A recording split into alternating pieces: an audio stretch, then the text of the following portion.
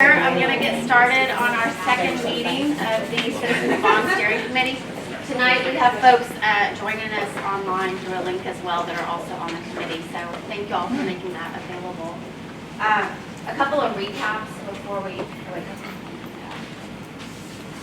not on present.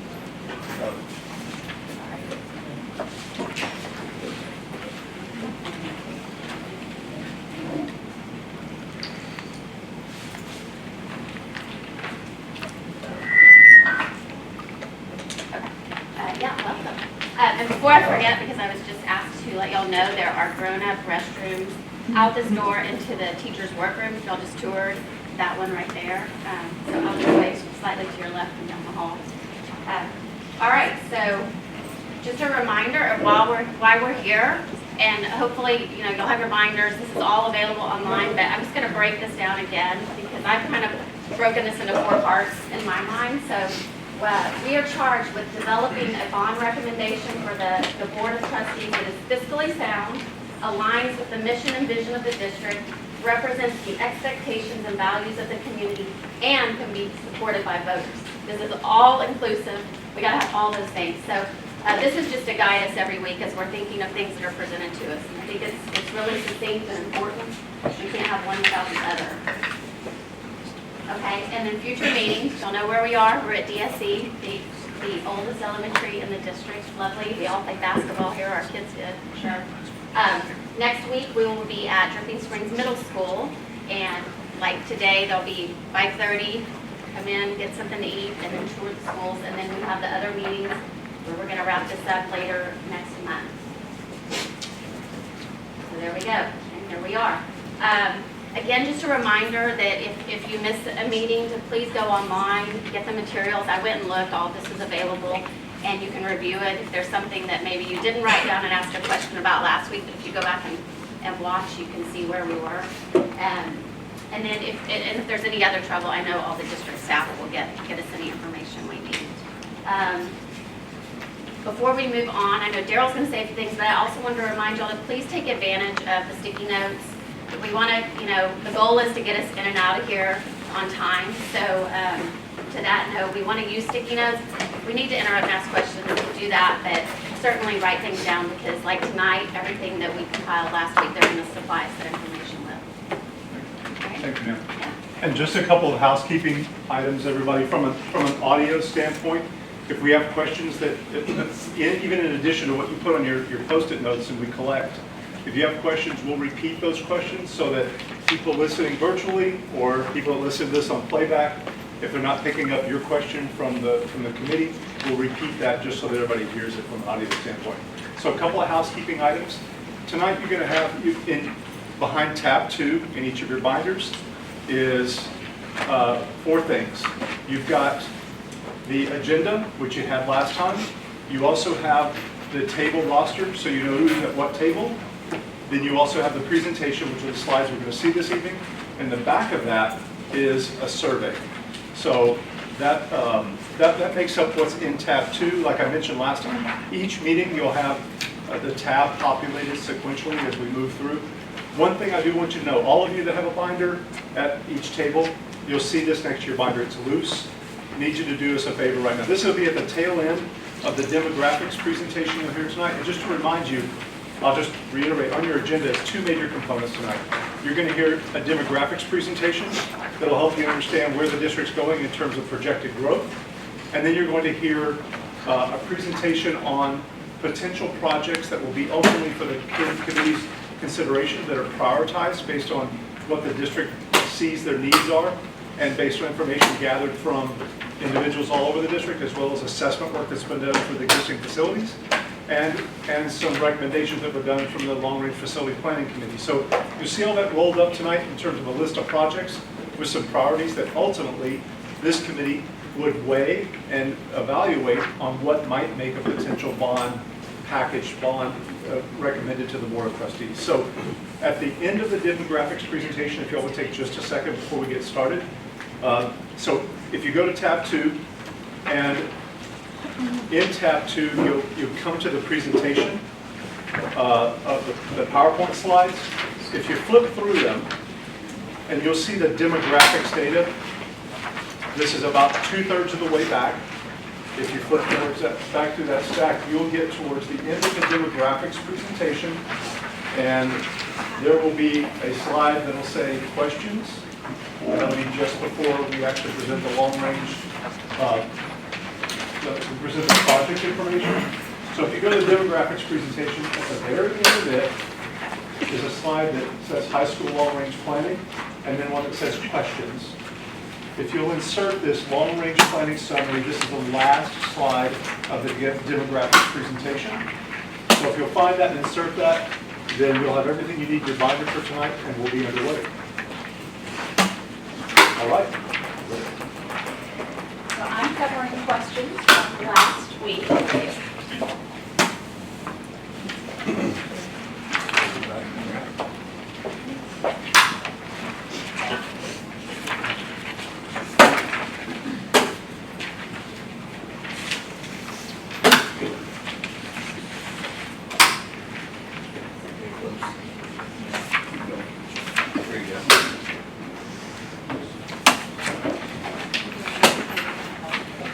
Okay, so the first question we had from y'all was, can you see the community survey results? So we've added that for y'all, so you all have that full community survey result.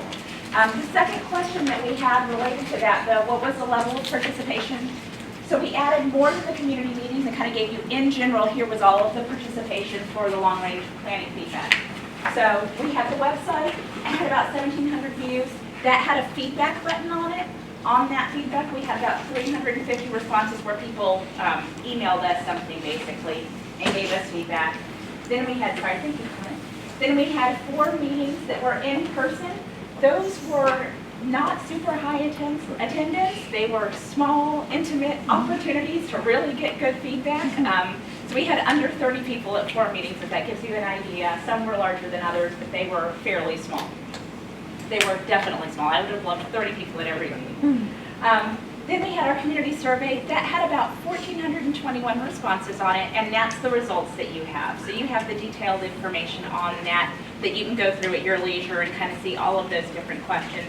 And it basically did take the 6 recommendations and walk through recommendation by recommendation, giving them kind of a snippet of understanding a little bit of demographic data that might help them understand why that came to be the recommendation, and then getting their thoughts on that.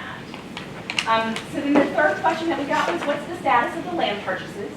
So there's approximately $4 million from the 2018 bond that is still sitting there for land. We are currently looking at land. In particular, we're going to need an elementary site, and I think you'll see that in Pass's demographic information. We have 2 things that are happening is we're looking for about 15 to 20 acres. One is we're talking with developers and trying to see if these new great big communities that are coming on, if we can negotiate with them to get a school site that would be in the right place for us.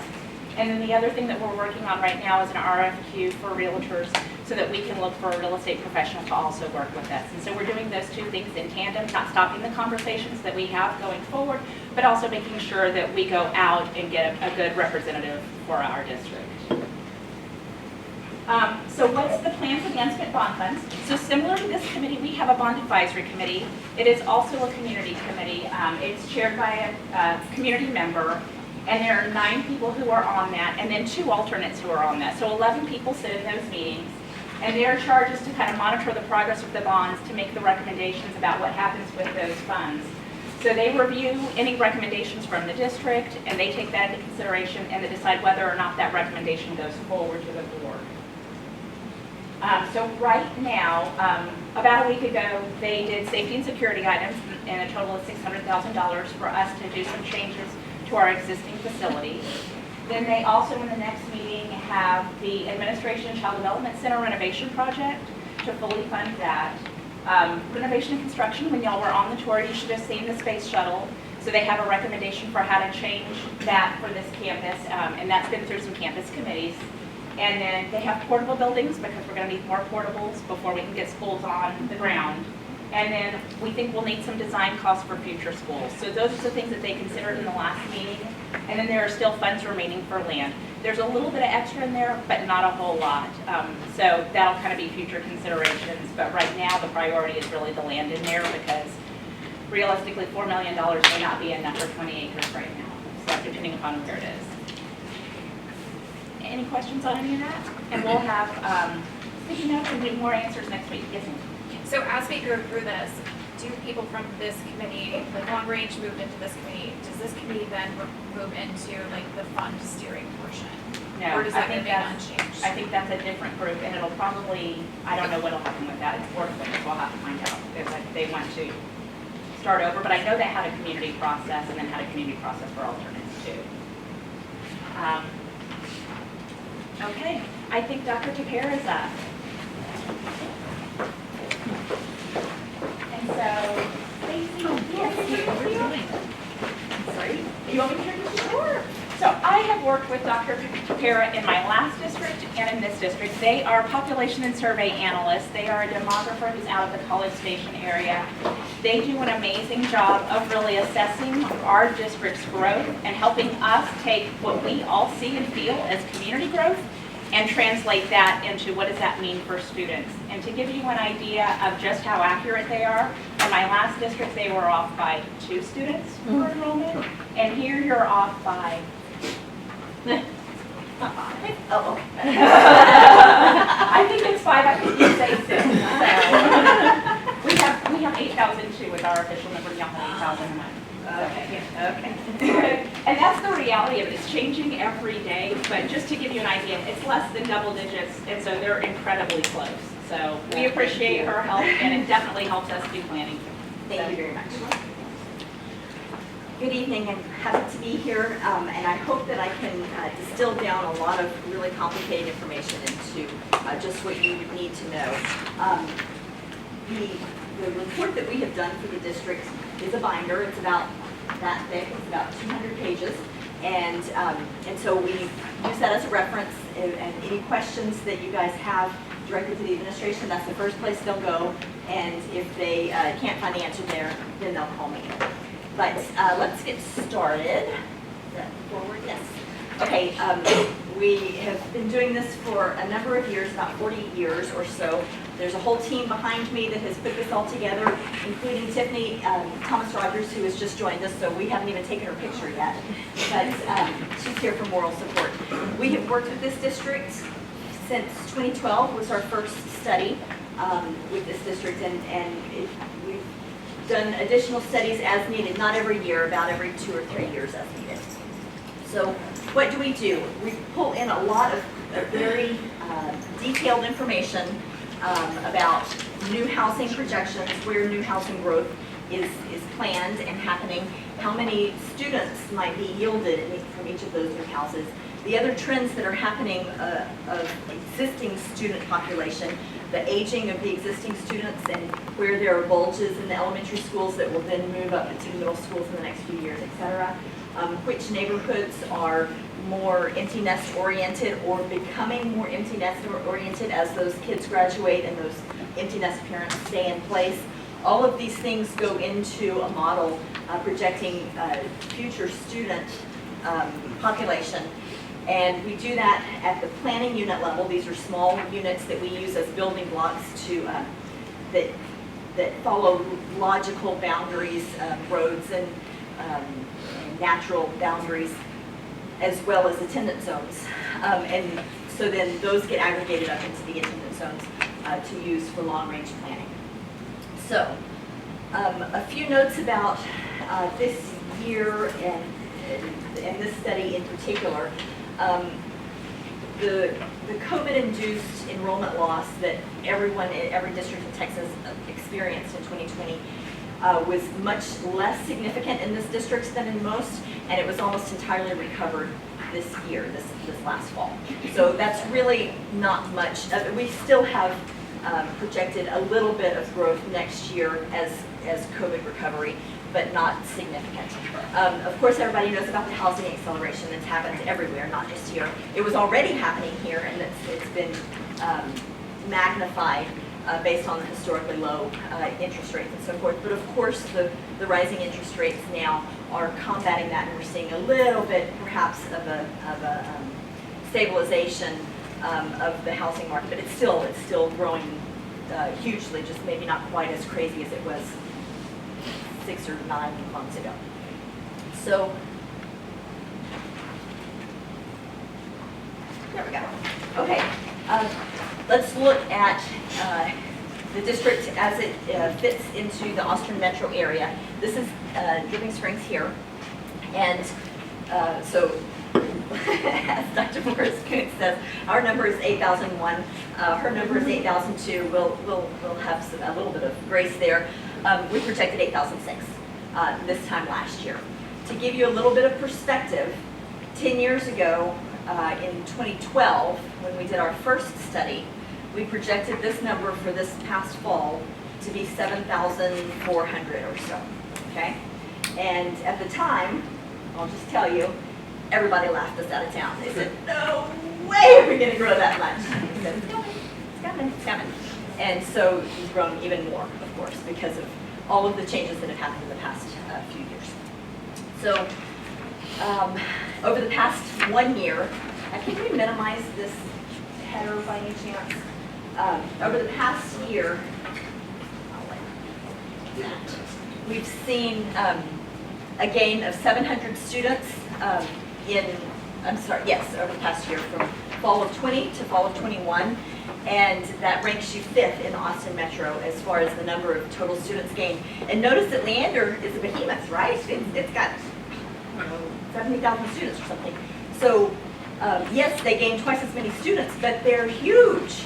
And Liberty Hill is a little bit smaller than you, barely. Hayes is bigger. Georgetown is about the same or so. So over the past 5 years,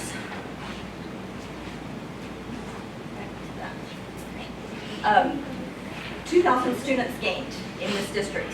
I just told you there are 8,000 students right now. This is a 25% of your current student population did not live here 5 years ago. 1 out of 4 students did not live here 5 years ago. That puts into perspective the past that has happened, and it's okay, it's a problem. I know what the titles say, I'll just tell them what it is.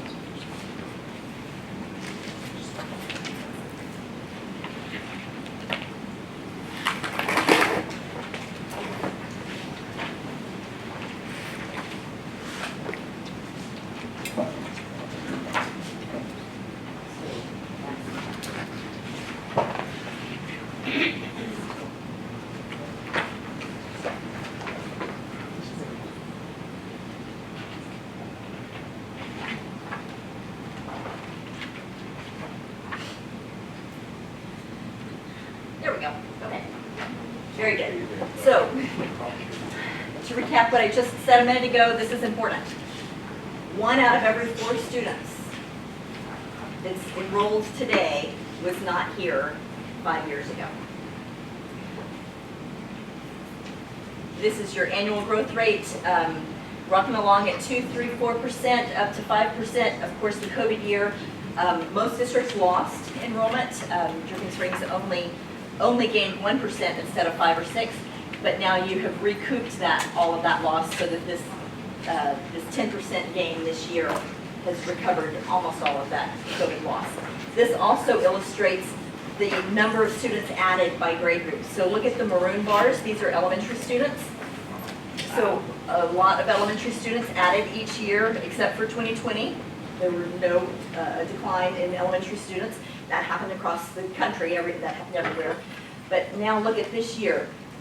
Well made up for and exceeded the elementary loss that happened in 2020, right? So if you're looking at this to this as what should have been the gain in elementary students here, then now we're clearly have recovered all of that. So let's look at students currently and in the past. The first step that we do for any study is to geocode every student in the district based on their address, their residence. We place a dot on the map for representing every student. These dots in purple represent the students that lived here 2 years ago, and in green, the students that live here now. So the green is underneath, the new students are underneath, so the only time you can see green are in the areas that didn't exist 2 years ago, right?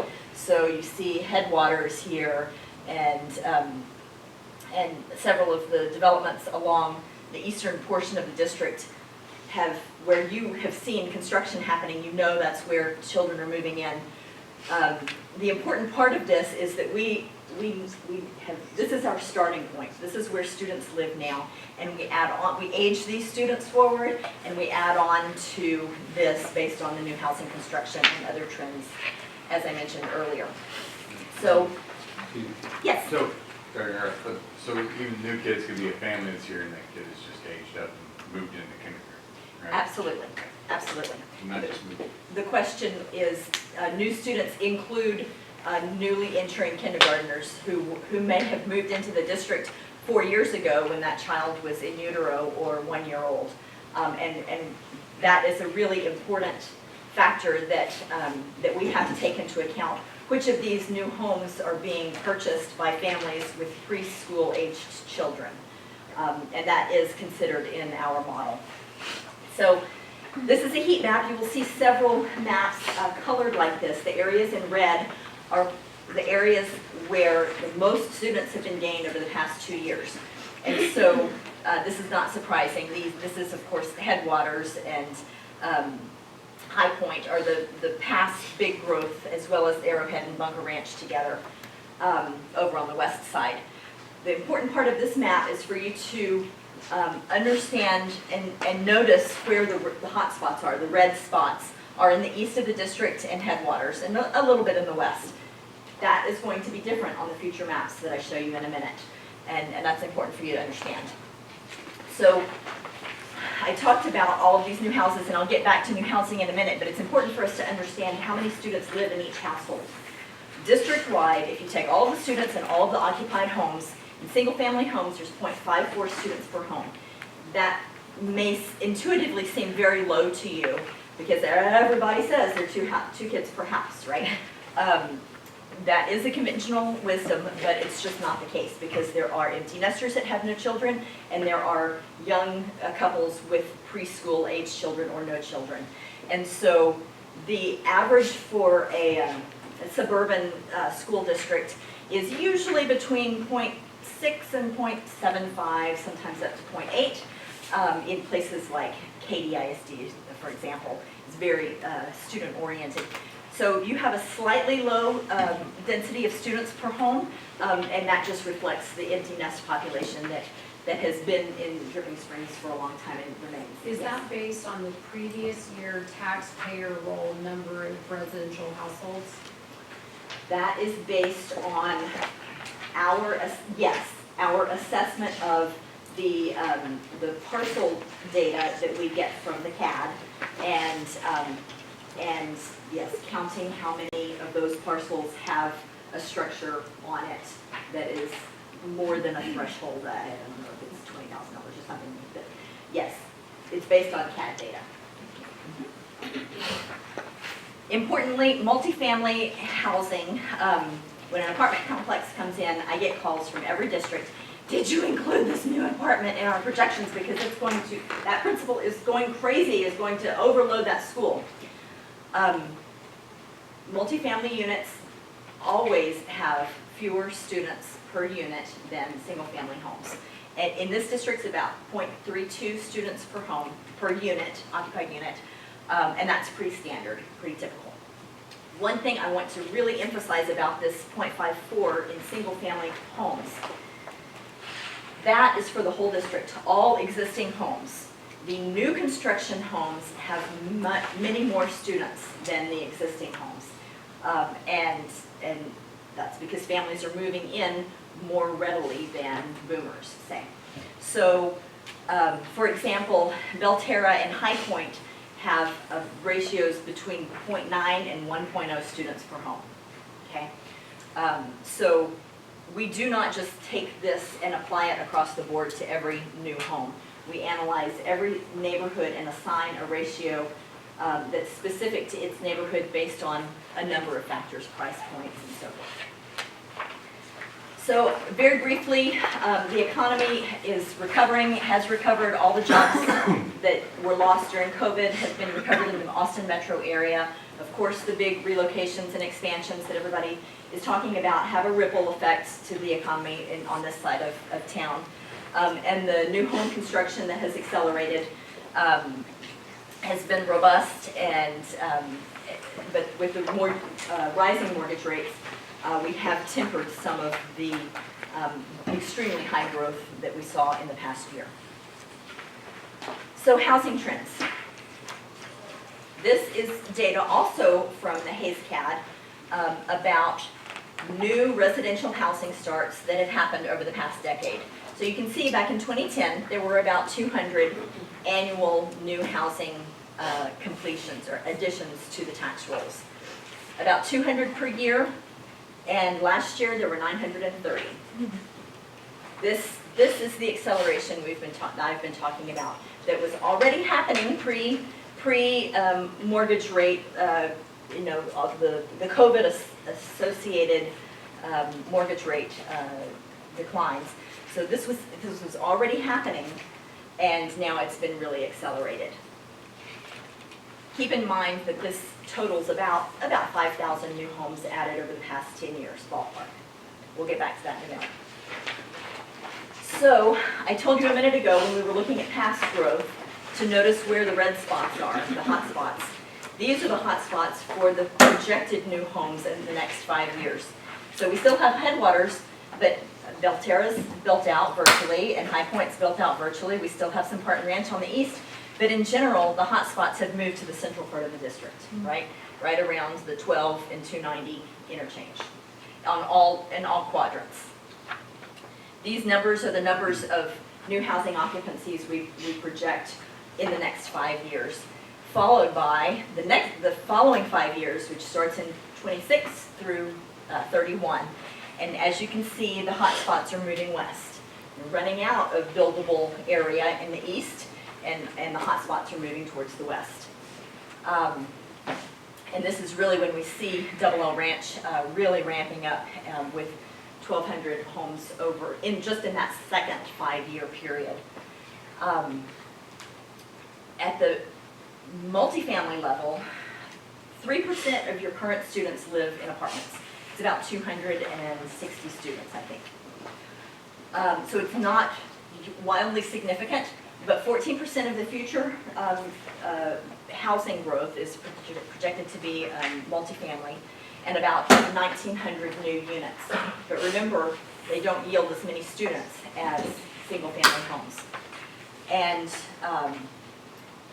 these multifamily projects in general are associated with big master plan communities because that's what happens. They have a multifamily component that goes in usually after the single family, and retail has been built.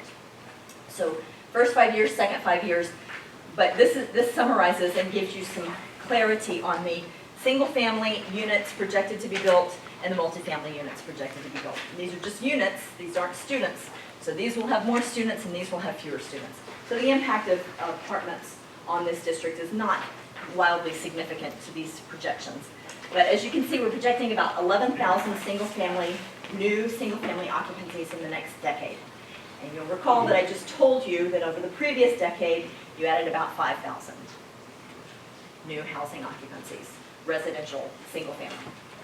So overall, when you take into account the mixed use and age restricted, which has no students, and a few others here and there, we've got about 13,000 new housing occupancies over the next 10 years. What does this mean as far as students?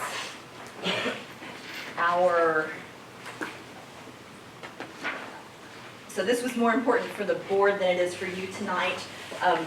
We did a study last year, and now we're coming back, updating the study for the purpose of this committee, basically, and a potential bond And the things that have changed are more COVID return than anticipated. Importantly, this new construction homes are seeing more young children moving in than they have in the past. The kindergarten growth, especially on the east side in the new construction, has been bigger than we anticipated. And so that has a ripple effect in later years as well. And basically, several of the developments that last year we knew were coming, but nothing had been really finalized. A lot of things have been finalized, like the Double L entitlements, with a total of 2,200 single-family homes in Double L over the next 10 years, as well as some of the other smaller ones to the Cannon Ranch and Cannon East, and on the northeast quadrant of 12 and 290. We developed 3 scenarios of growth, 3 projection series, low, moderate, and high growth scenarios. The moderate growth scenario is based on, it's sort of our most likely scenario, that based on everything that we know at the time. We have to take a snapshot. This was in about March, I think we were doing most of this, the bulk of this work. Everything we know at the time, this is our best guess at almost 16,000 students in 10 years. You're at 8,000 now, so that's a doubling. A double of students in 10 years. A low growth scenario could be more of a reality if, say, mortgage rates continue to increase readily, if more of the new housing is purchased by baby boomers instead of by young families.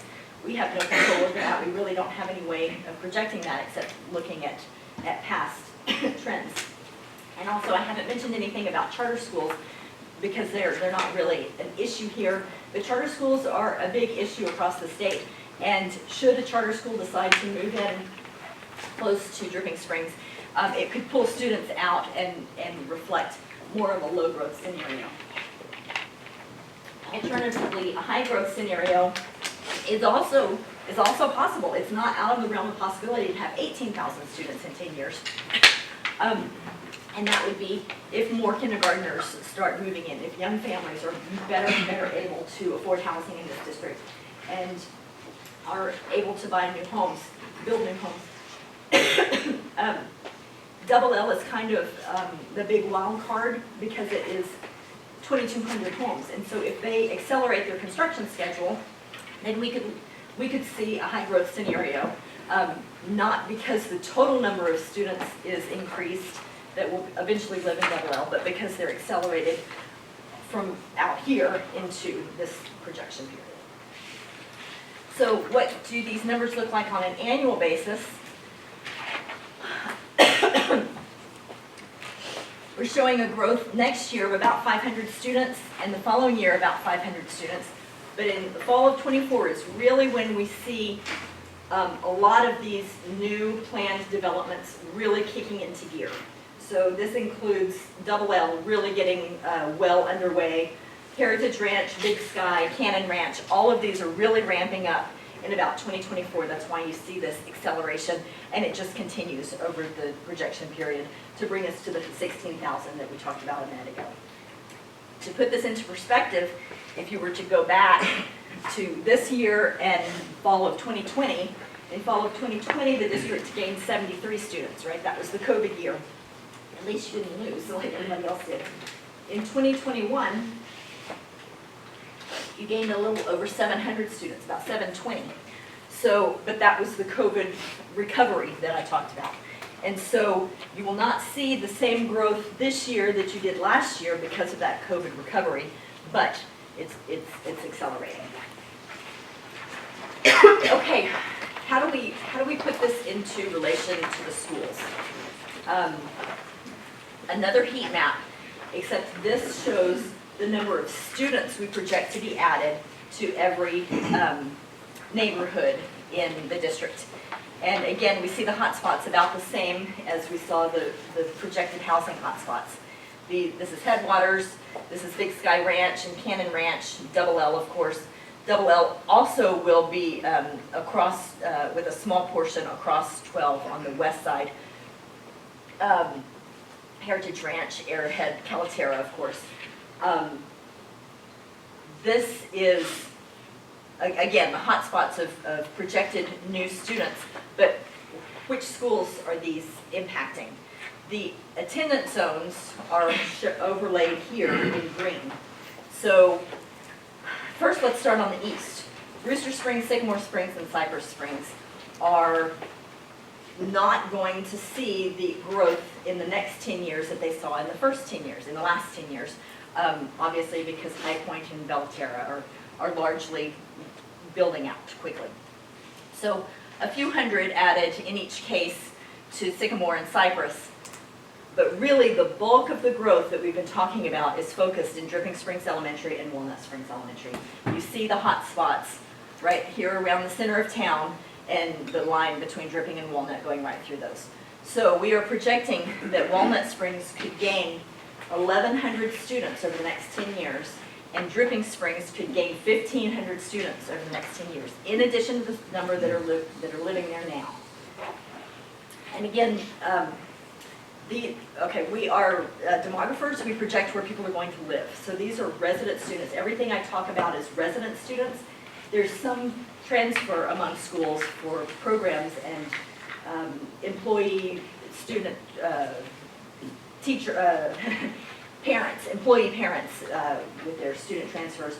But for the most part, we always project resident students, and so those are the numbers that you will see, because we can't project whose parent will teach at which school or where you will decide to move your bilingual program.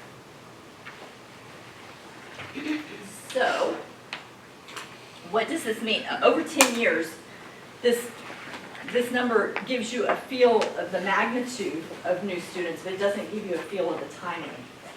So this is the number of resident students that we project to live within each of these attendance zones over the next 10 years.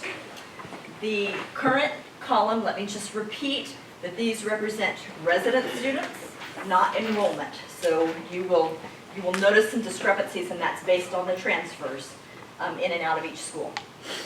The yellow bars represent the years in which the number of projected resident students exceeds the capacity of that school by 120% or more. Now, every district has a different idea, every community has a different idea of how crowded is too crowded. How many kids can we really squeeze into an 850 capacity school? That's different. It depends on the community, it depends on the site, the age of the building, the configuration. There are lots of things that go into that. So we, as a third party, have to have some kind of a consistent threshold that we say, at some point, you just can't put another portable building and still be able to feed these kids lunch in a timely way, right? You won't have the core capacity to support any more portable buildings. And so we have just landed on 120% of capacity as that threshold. As you can see, as I mentioned, Cypress, Rooster, and Walnut Sycamore, Cypress, Rooster, and Sycamore are good through this 10-year period. They're projected to be a little bit over capacity, but not intolerably. Dripping and Walnut are both projected, as I mentioned, to really gain the bulk of this student growth. And both are projected to have over 1,000 students in the fall of '23 and 1,200 students in the fall of '24. So based on this, we are suggesting that elementary 6 could be utilized in the fall of '24. It could be utilized in the fall of '23, but the timing and so forth. Also, there are other things to take into account. This would be slightly underutilized if you were to open it in '23. So we've pushed that to '24 and said that is when elementary 6 can. Before that, Dripping and Walnut can tolerate the overcrowding, and beyond that, or in '24, elementary 6 could be well utilized. It needs to be in a location that can relieve Walnut Springs. But then keep in mind that that's not the end of the story, right? That's just the first step. In '26 and '27, additional elementary schools can be utilized throughout the district in order to relieve Dripping and Walnut, in addition to elementary 6. And this is a slight acceleration over the data that we presented the previous year, and I've talked a lot about the acceleration that's happened recently. These have been slid a little bit sooner compared to what the long-range planning committee, the data that they had. And so what you will see later in this presentation is that they are recommending one new elementary school to be included in this bond. But I'm suggesting that if this bond is going to cover 5 years, that you might consider a second elementary as well, because of the acceleration that we've seen over the past year. At the middle school level, same story in that the east, Sycamore Springs, is not projected to grow as much as Dripping Springs, with Sycamore Springs gaining about 700 students over 10 years and Dripping gaining about 1,500 students. However, Sycamore Springs, as everyone knows, is tiny with a capacity of 850 students, and Dripping Springs has a capacity of 1,200 students. And so the magnitude of 10-year growth is not as great at Sycamore, but the need is more pressing temporally.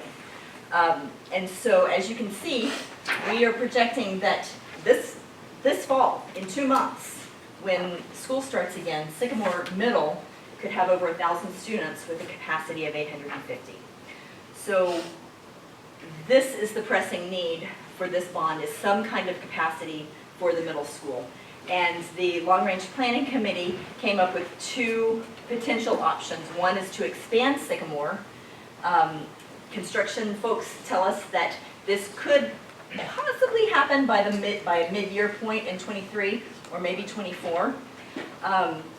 And if that is the case, then middle school 3 wouldn't be needed until 27, and middle school 4 until the end of this projection period. The second option is if the desire is to keep Sycamore Springs at the petite 850 capacity that it is now, then something else has to happen, because Sycamore can't handle the population projected in the short term. So a third middle school could be built in order to pull students out of Sycamore. You and I both know, everybody knows, that you can't build a middle school number 3 and have it open by the fall of 23. I'm putting this on here to show you the need. The need is there, and so something needs to happen in order to relieve Sycamore Springs in the short term. Also, it's important to note that the difference between option A and option B is that by expanding Sycamore, you can delay the need for middle school 3 by 1, 2, 3, 4 years. So an expansion of Sycamore in this bond could delay the need for middle school 3 into the next bond. And then finally, at the high school level, the same 120% threshold shows up in fall of 26 with over 3,100 high school students at the high school. So some kind of capacity is going to be needed about this time. There are lots of factors that go into the timing of opening a high school that all have to be weighed. I mean, you have to consider, most districts will grandfather at least the seniors or the seniors and juniors to allow them to stay at Dripping Springs High School even when the second school is open, and so you have to open the second school, if it's going to be a second school, you have to open the new capacity in a timely manner such that Dripping can still hold the juniors and seniors or whoever is allowed to grandfather while the younger students are aging into the second school. I don't know what, I assume that it's this committee's responsibility and part of your charge to decide what kind of high school capacity to recommend, but something needs to happen by about 26 or 27 in order to relieve Dripping Springs High School. Otherwise, we're looking at almost 5,000 students by the end of this projection period. And again, as you've seen before, this is not the end of it. So this is not the drop off of growth. It will continue beyond that point. So to summarize, this is a page that was added at the end of your presentation. Our first temporal need is some kind of middle school capacity relief for Sycamore, whether it be an expansion or middle school number 3, followed by elementary 6 in 24, elementary 7 in about 26, and then and some sort of high school capacity in 26 or so. If you are considering a bond to cover 5 years, then that takes you through here, right? Takes you through 26. So that would be 2 elementaries, some kind of middle school capacity, and some kind of high school capacity as well. And so with that, I can take any questions. Okay, great. Alright, well, I'm sticky noting as I went along. I do. So you said that and obviously they can't build a middle school number 3 in time to open for fall of 2023, but can they expand Sycamore in time But for that school year? expand more by 23. So the expansion of Sycamore, it would not be finished. It would be virtually impossible to finish it by August of '23. It would most likely be mid-year. Now, the one good thing about expansion, if it's a new campus, finishing a new campus in the middle of the year is really hard. You can't, you don't want to move it. But an existing campus, you could then mid-year, from fall to spring semester, move into the new space and utilize it for the second part of the year. Can you give some insight for myself and everyone about the Sycamore expansion? When Sycamore was built, the 2018 bond, there was kind of an A and B, right, based on the capacity, and we decided to go with petite, the 850 capacity instead of the 1250. So now, like last week's meeting, we kind of looked at what that vision already was. So do we have architectural drawings? Do we have anything that we would be starting with that gives us a little bit of an advantage on time? So there's a few things that we have, and you're right, it was the 2014 bond, the design and construction of Sycamore, and the decision was made to build it smaller initially, but portions of the building, core spaces, kitchen was designed for 1,200, and there was a feasibility or a conceptual drawing that showed where a future expansion up to 1,200. They also considered things like LUEs for sewer. So all of that was intended for an expansion to 1,200 students eventually. Is that helpful now? Is there any consideration for economic growth out of the northern side of San Antonio with things like the Toyota plant and things like that?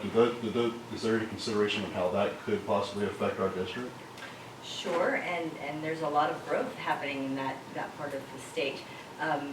Probably not within the next 10 years, but certainly beyond that, absolutely. Okay, ready? Yes. Okay, I have like 6 questions. The wastewater moratorium, I haven't kept up on the status of that. How does that factor into potential growth? Has that been released? I don't know. I knew it was a thing until February, and then they renewed it, and I just haven't tracked it recently. Right, so it's basically, the wastewater still in effect, the regular water has been removed, right? There were 2 parts initially.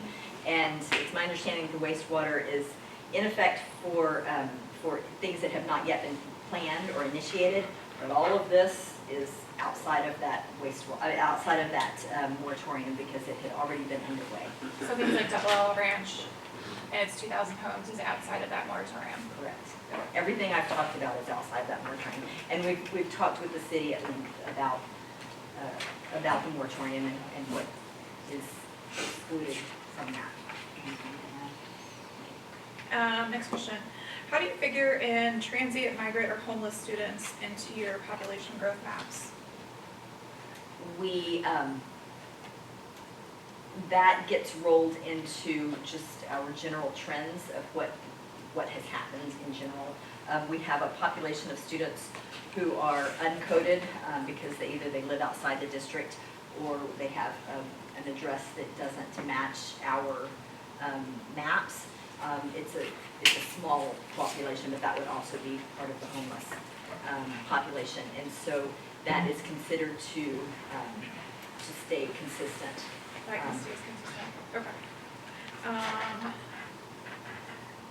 How much land do we currently own to build elementaries? Like, do we own like one plot for elementary or two? I know we've talked about this, but just make sure. So we own 64 acres at Headwaters that would be large enough for an elementary and future middle school. We own the remainder of the land at Cypress Springs, which would be large enough for a future middle school and the second high school. And then we own 24 acres at Ranch Road 12 and East Mount Gainer. That could be, may not be the right location for elementary 7, but it would be large enough for a future elementary at 7. Okay, so we do at least have theoretically enough land for 2 elementaries. We have enough land for 2 elementaries, and I think it's more a matter of do we have the right land. Right, that makes sense. Where is that, Mount Gainer? It's going south on 12. So Wimberley? Wimberley, about 3 or 4 miles out. And so this is 290, this is 12, and this is Mount Gainer. Lori, say that again. It's like 2 curves. When you're going towards Wimberley, you're in a curve, and then curve, and it's like, Which is why it may not and you be. need to slow down on those curves. And so middle school 3, we do have land for that either at Headwaters or at Cypress. Okay. Okay. And then the last question I have for now, I'm sure that would work. Historically, with grandfathering in students, when you do that opening of a second high school, what percentage of students choose to take this grandfather option? Do you guys have a projection of typically when you offer that, 40% of the students take it, or is there any sort of? It's usually not an option for junior and senior or the Junior. whatever grade. Yeah, it's usually they open it up for freshmen, sophomore Only. only. I was asking when they were talking about the grandfathering enroll to leave the, the juniors and seniors at one building. If they have that option to go to the other building, typically what percentage would stay? Small. Yeah, I think it varies, and with our traffic, I think that'll be a factor at that point. Parents wanting their kids to drive 1826, which is not easy to get here, that type of thing, versus Cardinal Road, so. So there's not really a good way to, that would come into whether we moved all the students at We'll once. probably come to some surveying at that point, Okay. feasibility. So for the Walnut overcrowding, you're saying it's gonna happen in 12 to 24 months. The existing old Walnut, is there any capacity there to take 2 grades or anything there? The old, or is that 100% gonna be taken at the end? It'll be, Because it's a lot of square footage. yeah, it'll be utilized and reconfigured for admin, so there won't be usable classroom space for that project. And when is that supposed to be completed? It should start later this summer and then be completed next spring. My question, maybe help kind of explain to me so between 2027 and 28 on the elementary projections for the school, you have school number 7 and 8 going basically the year after. You increased about 300 kids you were taking in the district. Here? Yeah, is there a reason why number 8 is so close to number 7 when there's only a 300 kid Right. addition? It has to do with where in the district those kids are. If it were as easy as just taking this number and dividing it by 8, that would be very simple. But it has to do with who's overcrowded and where that population lives. And we've done an in-depth long-range plan that moves students around. It's trying to optimize, postpone any need for any new schools, but also minimize the disruption for students. Boundary change disruption. Yes. It's always our goal to try to avoid moving any neighborhood more than once certainly within a 5-year period. when the same students would be impacted. Sometimes that's impossible to avoid, but that's always a goal in our long-range planning.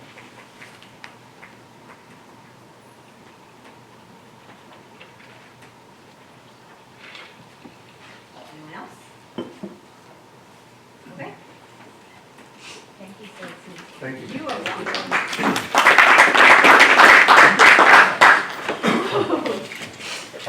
That's the only presentation that will get applause. All right, so we fielded some questions here, and before Clint's going to run through for this entire committee so you guys best understand potential projects that would be for your consideration as ultimately you end up working to package a bond that you would recommend to the Board of Trustees. So I want to talk a bit about what that really means and what it looks like. So you're going to see Clint's going to run through a grouping of projects that are categorized in 4 different ways. Growth projects being, and you'll see that on these slides, growth projects being what the long-range facility, fundamentally what the long-range facility planning committee distilled down to what would be the top priority needs for projects to accommodate growth that's coming, that certainly dovetails off of what you've seen in the demographics presentation. So you'll see that first grouping of growth projects. Then the second category will actually be what we'll call life cycle projects. That is, how do we deal with all these buildings that are on the ground and the various needs that they have from a roofing, HVAC, fit and finish standpoint. Just the wear and tear on an existing building is life cycle. Then you'll see slides that have to do with departmental needs. So the team here at the district has gone to each of the departments, gone to the individuals within each department, and then done an analysis of what their needs are as they presented them for things they deal with living with these campuses every day. And then district-wide needs, things that might touch the entire district, every campus, things like safety and security, there'll be other things along those lines. But so think of that as growth, which you're going to see, life cycle, departmental, and then district-wide needs. And so when you think of those and you see these, you're going to see a listing of projects that Cliff will present by those categories, and you'll also see a prioritization code 1 through 4. So I'm going to walk you through that just for a second, so you understand what the prioritization codes are and what they're about. And then one other thing I do want to describe to you, you're going to see a list of priorities and a list of potential projects for your consideration. One thing it won't have tonight, and you'll address in meeting 4, is this list is absent dollars. So when we get to meeting 4, you'll be considering this list after any discussion or feedback or input, and whatever that's distilled down to with dollars attached to it. So as we wrap up this process, you'll be able to see the element of what the tax impacts could potentially be or not, what the total cost is for the bond, what the capacity might be, and all those things rolled up. So as you're evaluating these projects, it's important to evaluate them void of dollars tonight and just start to understand and hear what the needs are, talk about those and ask questions. And then meeting 4, you'll see these again with dollars attributed to them as you're going into packaging a bond and then deliberating. So I'll touch on this first slide and then hand this off to Clint. But priorities. So you'll see numbers next to each of these projects. Be priorities 1 through 4. Priority 1 would be a must-do. Must-do right now because it's a life safety issue, or a piece of equipment has already passed its useful life and needs to be replaced, or it's broken and needs to be dealt with now. Priority 2 would be something we should do. So we might want to consider, we think we really should do it. It's got a fairly immediate need, but it's not keeping this building from functioning. And then 3 is something we'd like to do. So it's a part of our life cycle of the building, something we'd like to do, not to be done immediately, falls a little bit down the tier for consideration. So if you think of these in terms of timeframes, at each of these, you'll see these below the bullet items, at the end of the bullet items. Life cycle, life expectancy of 1 to 2 years for priority 1, meaning they're either already need to be replaced or they don't have a year or 2 left. Then priority 2, it's got 3 to 5 years left. Priority 3, we think it's got 6 to 10 years left, and priority 4 would be that's beyond 10 years. So just think about those as Clint runs through these projects, that priorities 1 through 4, 1 means we feel like they're a top priority. 2, we've got a few years. We've got up to 10 years for priority 3 and beyond 10 years for priority 4. So I'll hand this off to Cliff. Just be mindful of the fact that we're going to be seeing projects prioritized for you to start talking about and considering, and then we'll come back to you in meeting 4 with those with dollars.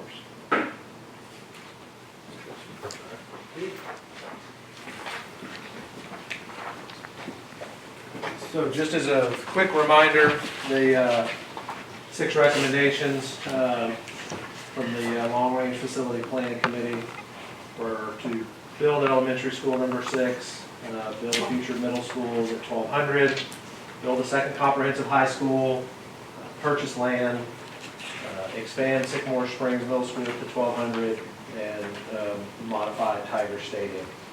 And then you'll see, moving forward, this first group of projects are those growth projects and follow very closely those recommendations from the Long Range Facilities Planning Committee.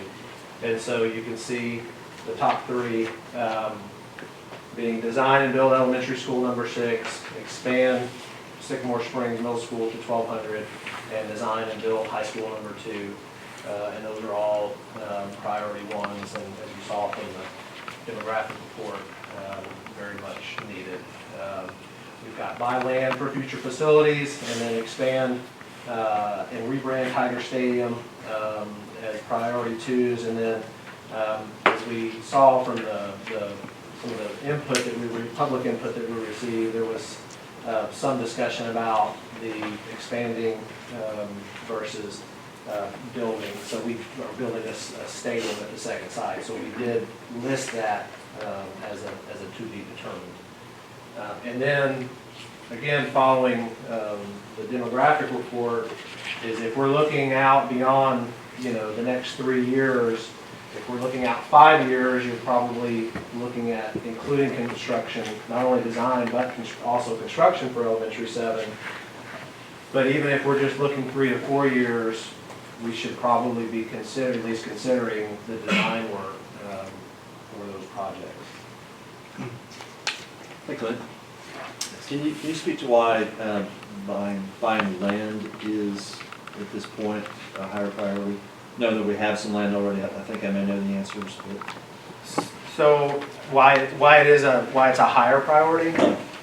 I think just from, again, so we own the sites that we talked about previously, but in looking at that timeline of how quickly we're going to need elementaries 7 and 8, and knowing that we feel really good about the Headwater site for the next elementary school, but the elementary 7 and 8 beyond that, we're not convinced that the East Mount Gainer site is the right location, so that's why that's still a pretty high priority.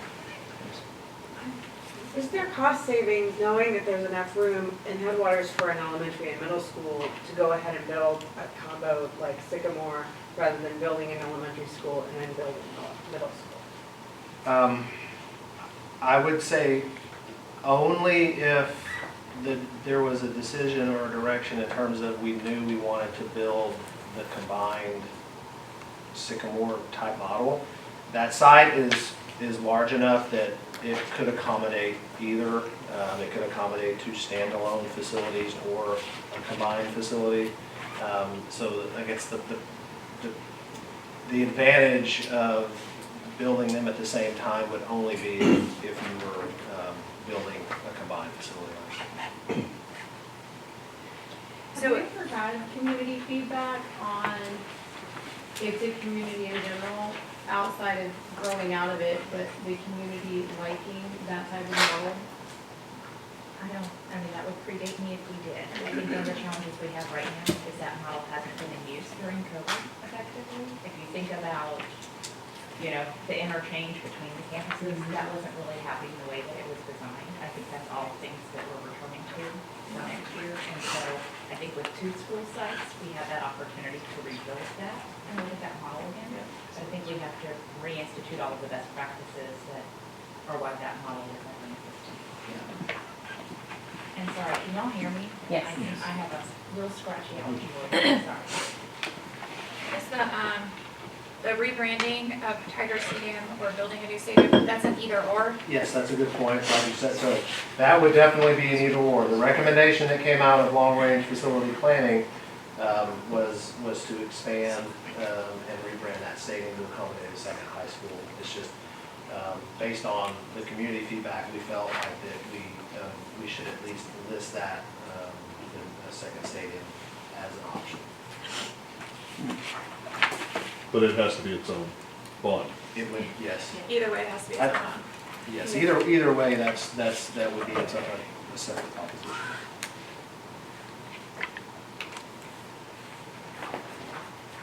Any other questions on the growth?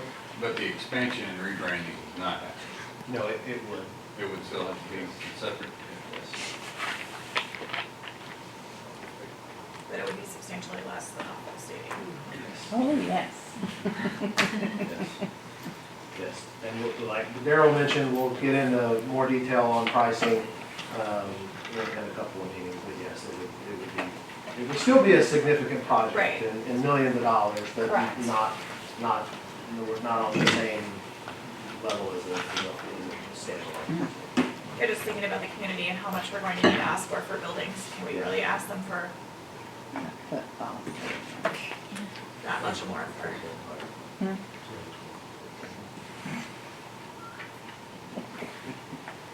All right, any other questions? We can always go back if we need to, or you can put it on sticky. And now moving into the life cycle projects. Again, we just toured Dripping Springs Elementary School and talked about a number of these items.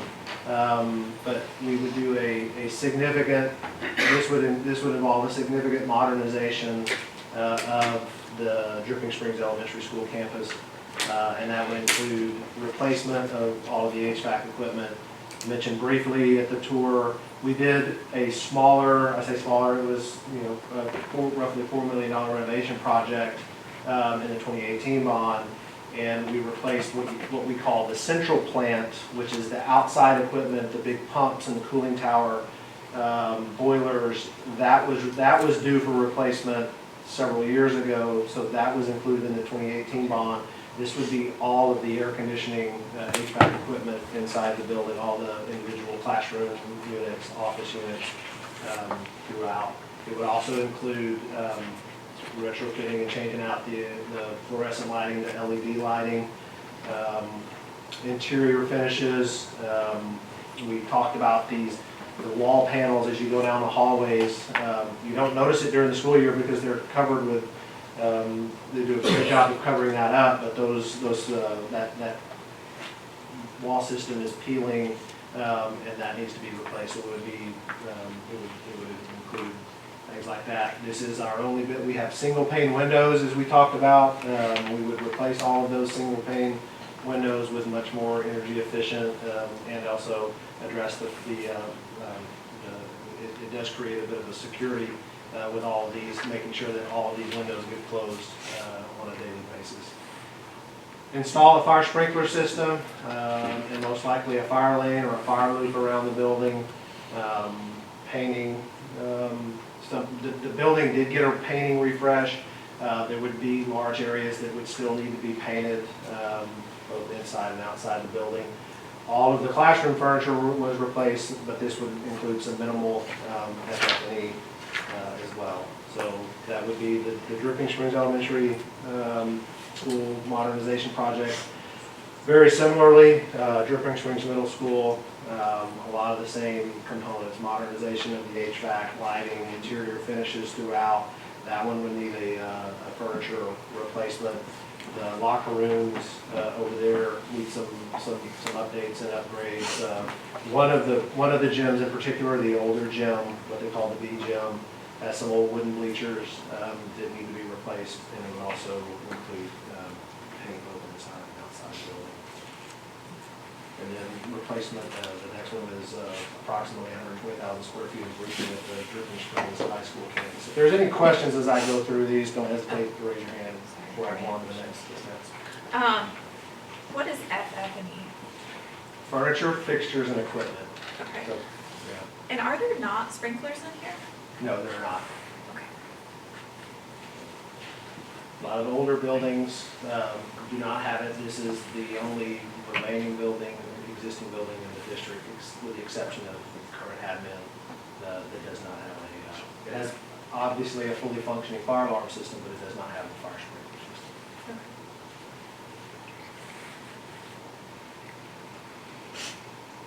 Moving on to the next set of projects, again, still in the life cycle replacements. We would replace the competition gym floor and retrofit all of the Dripping Springs High School gyms with LED lighting. That competition gym floor, that was added 12 plus years when they did the middle school, high school swap for people that have been in the district for quite a while. And that was the original Dripping Springs Middle School that moved to the current Dripping Springs Middle School site. That was previously the high school site that moved to the current high school site. The competition gym was added at that time, but the flooring that was put in, this is again 10 plus years ago, was a little bit thinner floor. So that competition gym flooring is due for replacement. And then while we were in there doing that, we would also do LED lighting in that gym and the other two gyms. Clint, was that floor just refinished though in the last few years? Yes, yes, Is it wood? it is wood. It's just a thinner wood. It's a thinner, yes, it's a slightly thinner wood. And so typically, those things can be sanded all the way down multiple times, at least twice before they have to be replaced. Because this one is thinner, you can only sand it down once so we sanded it all the way down and repainted it. You can only do that once with that thinner floor. And it's also, it makes it really difficult to get in there and work on things because it is thinner. It makes it really difficult to get in there with like a lift and do work without damaging the floor. Replacing pressure reducing valves, that's just a big piece of plumbing that where the city water or the Water Supply Corporation or the water provider ties into our system and making sure that we're able to properly control the pressure. We need that. We need half a dozen of those throughout the district.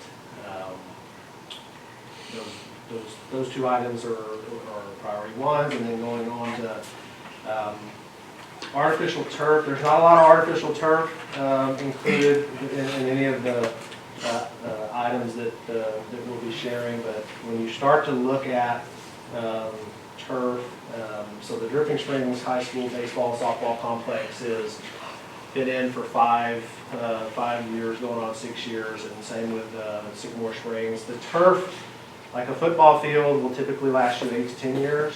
So when you start thinking about out over the next 5 years, Sycamore Springs Stadium will be due for replacement. The larger softball, baseball itself won't need to be replaced, but certain areas like home plate, if you're familiar with how baseball and softball, all the action happens around home plate and around certain pitcher's mound or bases. So the majority of the turf will be good for years to come, but there are some specific areas that may need to be addressed. And then a relatively small civil site issue around the tennis courts that needs to be addressed as a priority one. And then similarly with the track services, we redid the track at Dripping Springs Middle School and Dripping Springs High School as part of the 2018 bond 3 summers ago. Coach Z, was that 3 summers ago now? Summer 2019. Yeah, summer 2019, we replaced the tracks at Dripping Springs High School and Dripping Springs Middle School along with those turf fields. Those tracks need to be resurfaced every 5 or so years. So it's not a full replacement like we did, but in order to keep those track surfaces and to ensure that they do last as long as they possibly can, we need to go in ever so often and resurface and repaint the lines and stuff.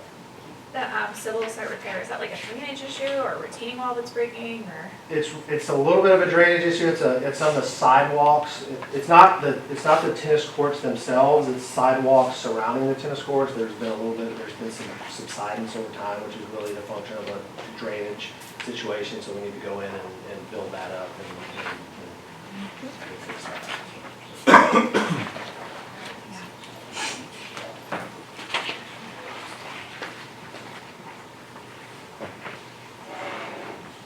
And then, so that wraps up the kind of the life cycle of replacement items, and then next we'll move into departmental, and when we say departmental, that's district departments, and then also campus, each individual campus that we talked to on needs that we were aware of, and then also as we talked with administrators across the district, needs that they brought up as well. So item number one would be a multi-use covered turf facility that could be utilized by athletics, fine arts, and numerous different programs. We have that as a priority 3. Where would that go? That would go, so, and these first 2 items on this page, I'll say also are kind of an either or. If you're familiar with the high school, which I think most everybody is you have Tiger Stadium, and then you have what we refer to as the track field. There's a big grass field, it's a grass practice field in between the 2 turf fields. Really the only location that you have for something like that would be in that space between the 2 fields. So would that like open that parking lot that the band uses for practice for parking to help alleviate some of the congestion if we built this? So they've been opening that band lot on a daily basis this last semester, the spring semester, for parking. I think the band would prefer to have that that practice lot. I think it could still be a multi-function, and that's also something, haven't had that exact conversation with band yet. We can certainly talk to them about, but I think they would still want, there would still be a need to have that practice lot that would also be used as for parking.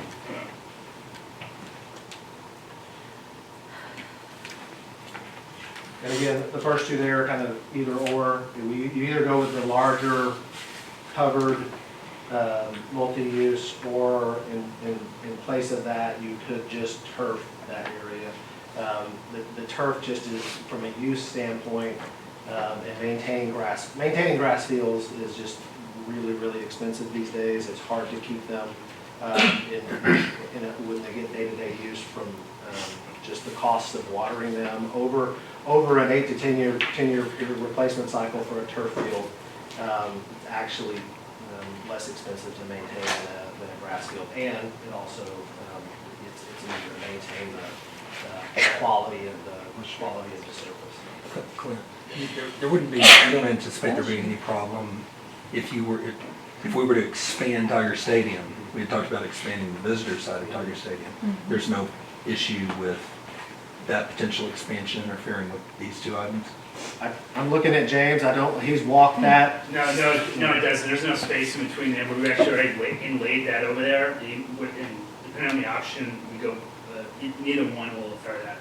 They can fit both models. Okay. Moving on in that list, at the high school, there's a number of locker configurations and storage, both for athletics and fine arts.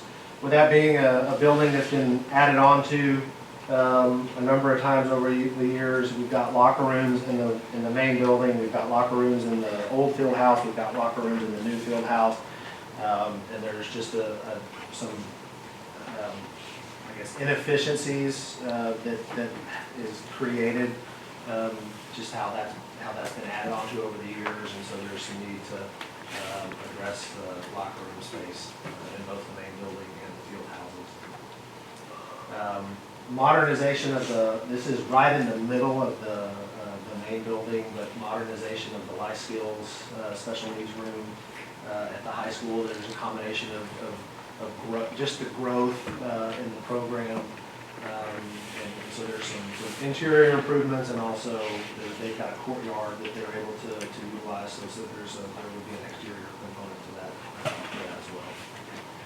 Some improvements to the health services classrooms at the high school, and then moving on, we talked about this when we were touring Dripping Springs Elementary earlier.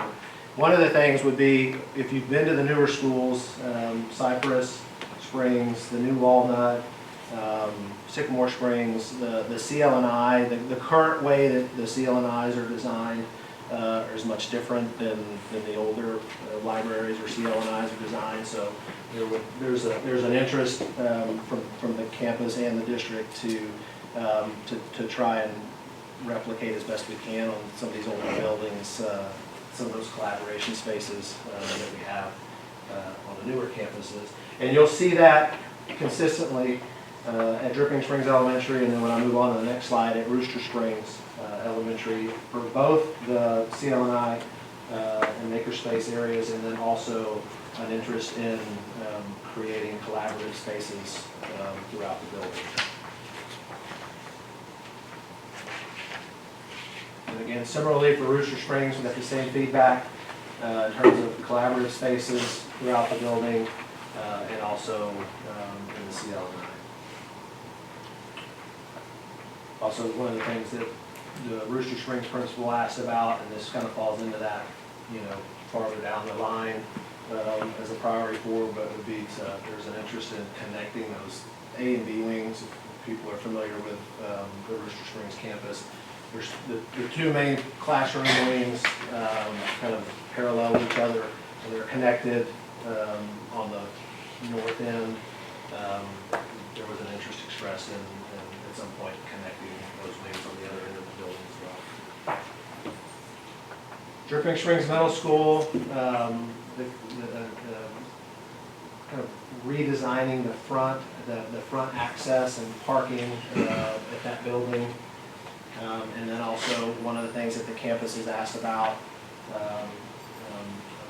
several times over the last couple of years would be to update the landscape or redesign the landscape around the front of the building. The DSMS that you're talking about, those like, I don't know how to say it right now, this side, sorry, I'm really tired, I've been up since 4 a.m.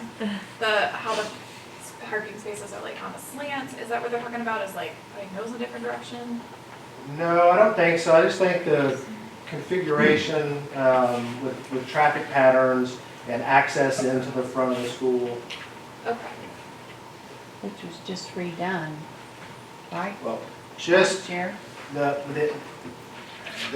part of the drive was redone, and this is, I think, more in terms of the actual entrance into the building, and then a little bit on the parking.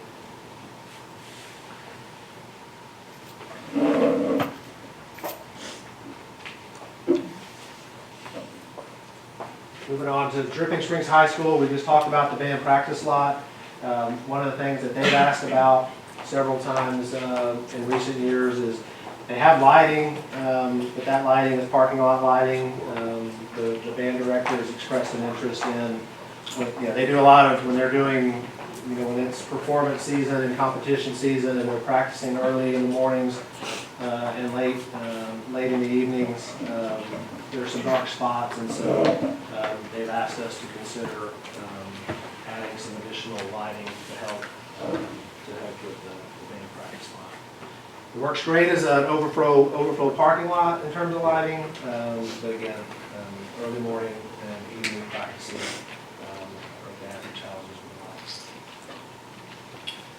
Dripping Springs High School has asked about, there's some current physics labs that they would like to be retrofitted or outfitted so that they could be utilized not only as a physics lab, but also potentially as chemistry labs, which would involve gas and fume hoods and adding that to those lab spaces.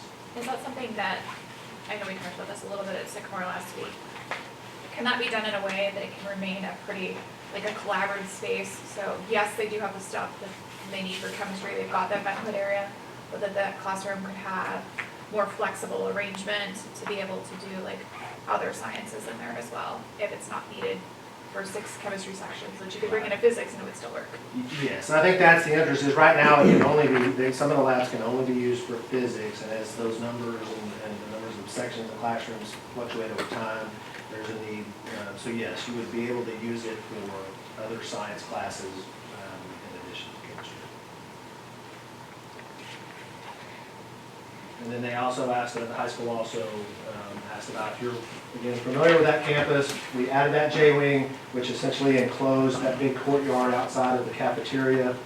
We did add some seating, and there's a little bit of covered area with the new J-wing, but there's an interest in adding some additional cover and seating in that courtyard area to create a more usable outdoor classroom space.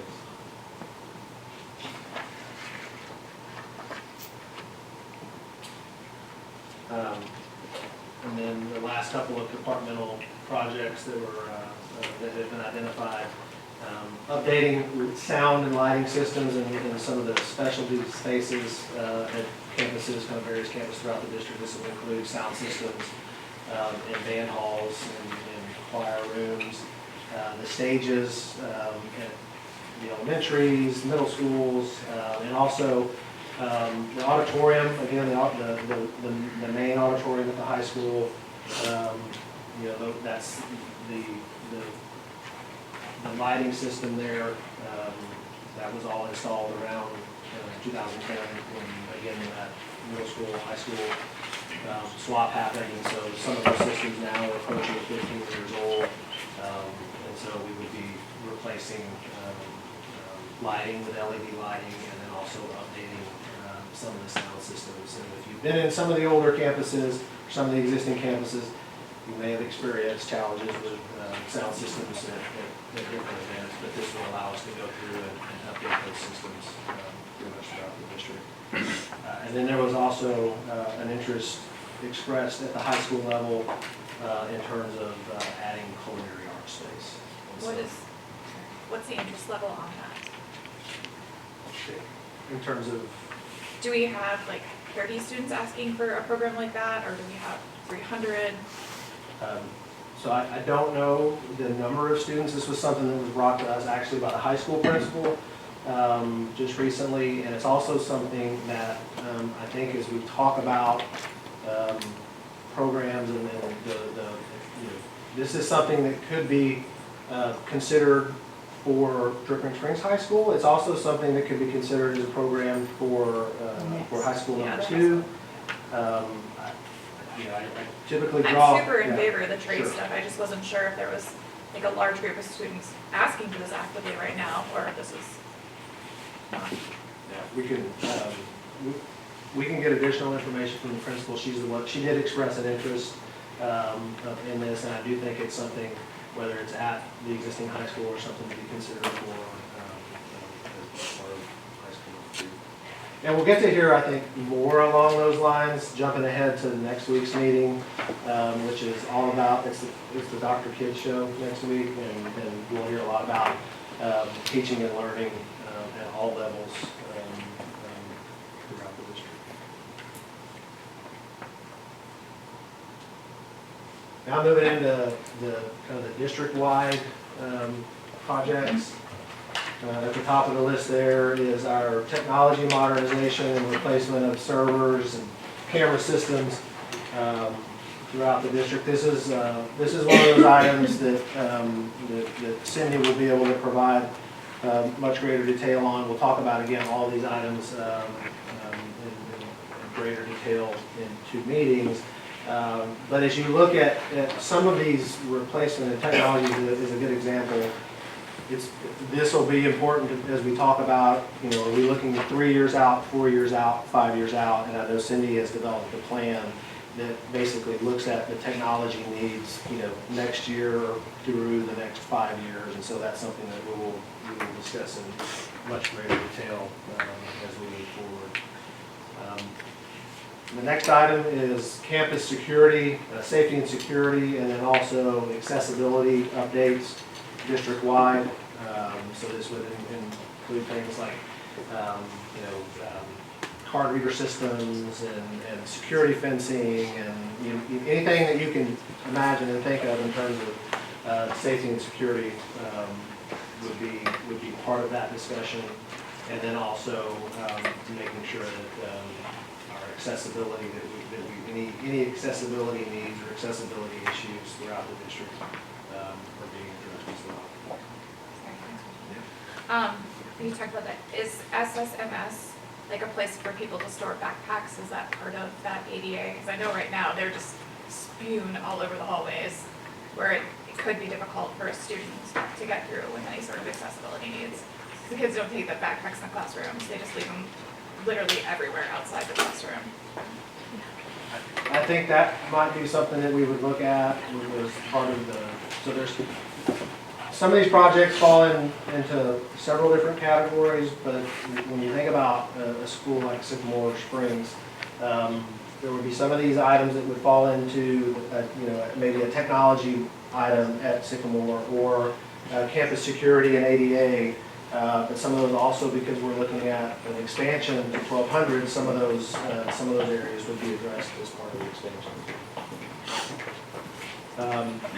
Then new buses, looking at new growth buses, growth and replacement buses and vehicles to replace aging fleet. And so, again, very similar to the technology, depending on whether you're looking 3, 4, or 5 years out, would have a significant impact on how many buses and a total dollar amount that we might be looking at for that item. Also looking at classroom portables for growth. We purchased 3 portables, new portables, the last couple of years that have been placed at Sycamore. One of the recommendations that came out of Bond Advisory Committee that's going to the board this month would be setting aside or approving funding for an additional 4 portables. But as we look out over the next 3 to 5 years, and this is something that when we talk about this at the next meeting, we'll identify kind of what we think, how many, in addition to the new portables that we've bought, how many additional portables might we need with new schools coming online, but just looking district-wide. And you look at, for instance, the high school is a good example, as that high school grows over the next 4 to 5 years before a second high school could be built, as we flex from 2,500 up to 3,000 or above, there may be the need for several portables at the high school campus. And then CNS, I should have spelled that out, that is our kitchen equipment, so kitchen equipment replacement at various campuses would be included there. Band and orchestra uniforms and band equipment would be something as well that we would bring to you as an item.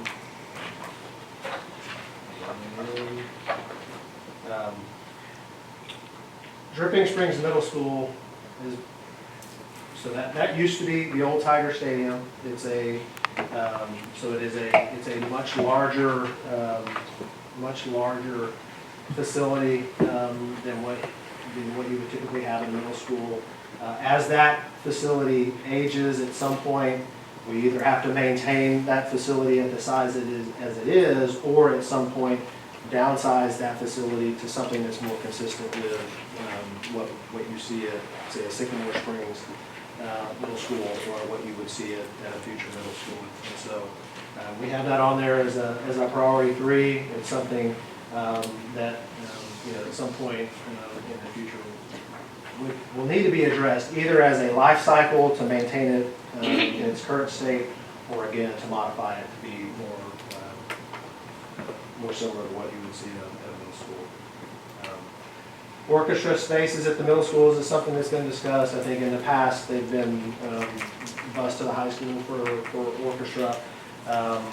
This would be looking at creating orchestra space at the 2 middle schools for that program. The 18+ program, which is it's part of the high school. It's not on the high school proper.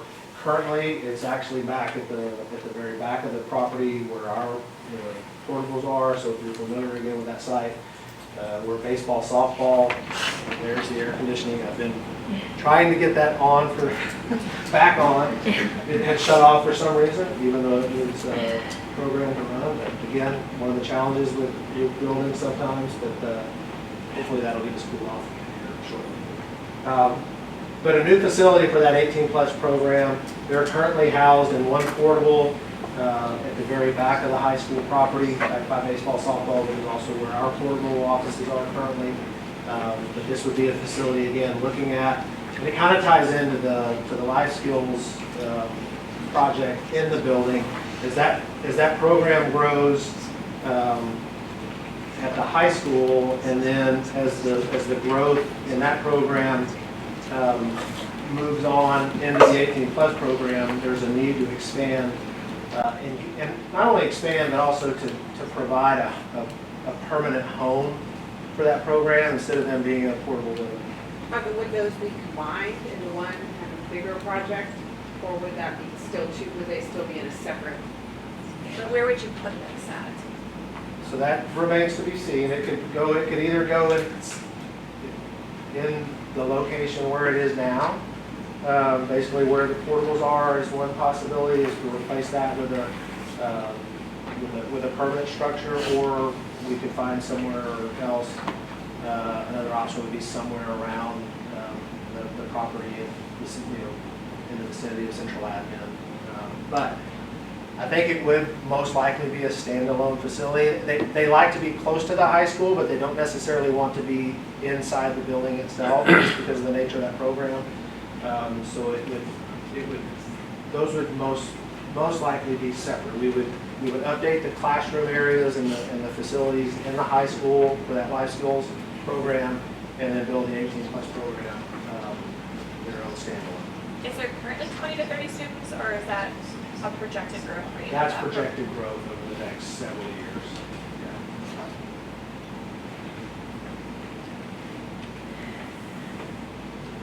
And then additionally, central, and some of these kind of fall into that as a growing district, things that were currently housed because we only have one high school, as we look at growth in multiple high schools and adding additional middle schools, but looking at long-term centralized space for that disciplinary alternative education program, or what we call DAEP for short, and also the GAP program. Both of those are currently housed in the high school facility.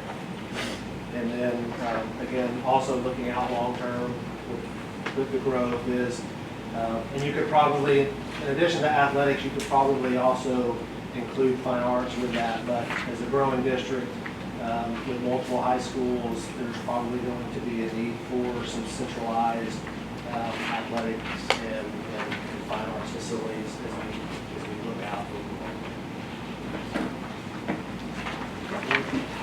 That's it. Any other questions on the list? Again, we'll be bringing back